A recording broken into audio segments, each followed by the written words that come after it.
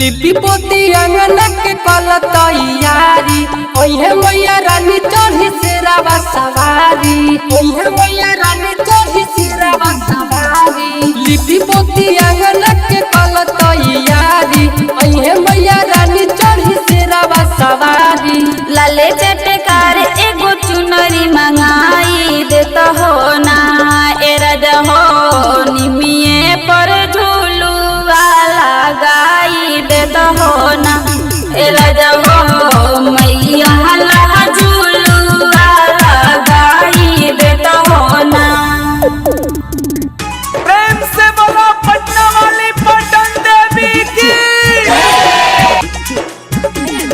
मेरा वाली झूठा वाली सेरा वाली मैया मेरा वाली झूठा वाली सेरा वाली मैया झोरा झोरी हाली सरिया वो काला साहम किन के ले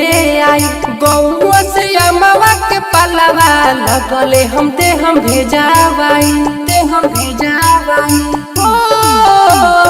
झोरा झोरी हाली सरिया वो काला साहम किन के ले आई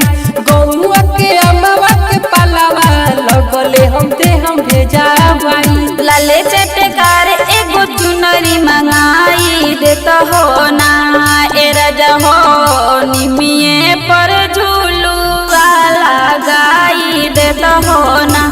ए राजा हो मैया ला झूलुआ लगाई देता हो ना। प्रेम से बोलो थावे वाली मैया की। मेरा वाली झूठा वाली सेरा वाली मैया मेरा वाली झूठा वाली सेरा वाली मैया पंडित के बोलाई बहु नहीं से पाठ करावाई लोभर बाबा राजा लोभेरी लाल से दियरिया पोतिया मांगाई हो पंडित के बोलाई हम नहीं से पाठ करावाई लोभर बाबा राजा लोभेरी लाल से दियरिया पोतिया